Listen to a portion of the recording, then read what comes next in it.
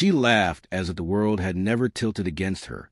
Her dress caught the chandelier's glow, scattering tiny sparks across the room, giving no hint of the cracks beneath. Champagne in hand, she floated through colleagues who admired her poise, her aura untouchable. Then, in the middle of it all, her hand slipped into her purse. She froze. There was a plain gold ring, engraved with our wedding date, the one she had claimed lost months ago. Beside it, a small slip of paper with 2 words. I know. Her eyes scanned the crowd, searching for an escape that wasn't there. Her breath hitched. Her smile disappeared. That was the end. We had been married 6 years, having met in grad school.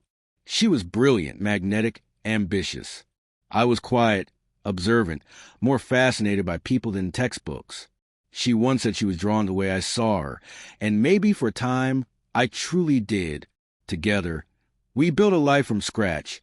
Shared rent, shared dreams, late nights working on our consultancy. We promised loyalty, honesty, a future together. I clung to that promise, even as it started to fray. It didn't collapse suddenly. It began in whispers, late-night meetings.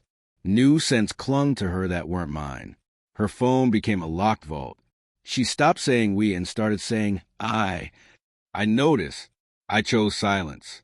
Love makes you loyal to someone who's slipping away. The truth hit on an ordinary evening.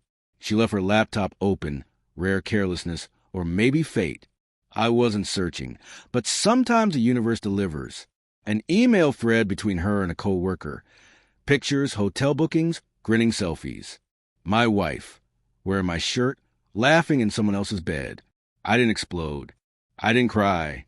I closed the laptop, poured a whiskey, and watched the night crawl across the walls. That night, I decided I would never feel powerless again. She never knew I found out. That became my advantage. I changed, not angry, just colder, deliberate. I collected screenshots, cloud backups, texts. I hired a discreet investigator who followed their trail without asking questions. I tracked visits, documented everything. Then I uncovered the real betrayal. She wasn't just cheating. She was siphoning money from our consultancy, funneling it through fake invoices to a shell company in his name. Fraud, plain as day. I didn't confront her. I made breakfast, kissed her cheek, hid behind the quiet. Months of patience, of building a silent avalanche. The perfect moment came during their company retreat at a luxury estate, drinks in hand, laughing about a promotion. She reached into the purse I had gifted her last Christmas. Still unlocked, still careless. And there it was, the ring and the note. I watched from 2 streets away, via a drone camera. Her face when she saw it, stillness, panic, the inner collapse, told me everything. The aftermath unfolded quietly.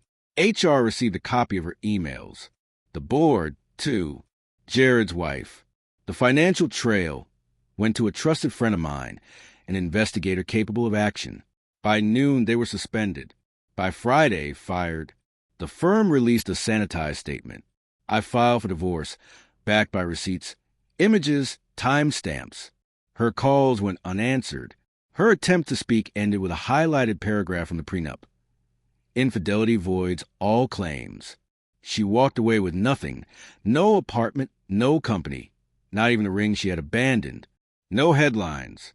No applause. Just silence. The collapse was intimate, final, and unmissable to those who knew the truth. Jared fled, his life unraveling. She still emails sometimes, blank messages, as if ghosts could rewrite what's done. I don't reply. I feel neither love nor hate. What she showed me was simple. Betrayal doesn't destroy. It reveals. Some call revenge petty, but they've never been gutted by the person they trusted most. She thought it would be another ordinary night. Instead, she opened her purse and found her world undone, quiet, merciless, and absolute.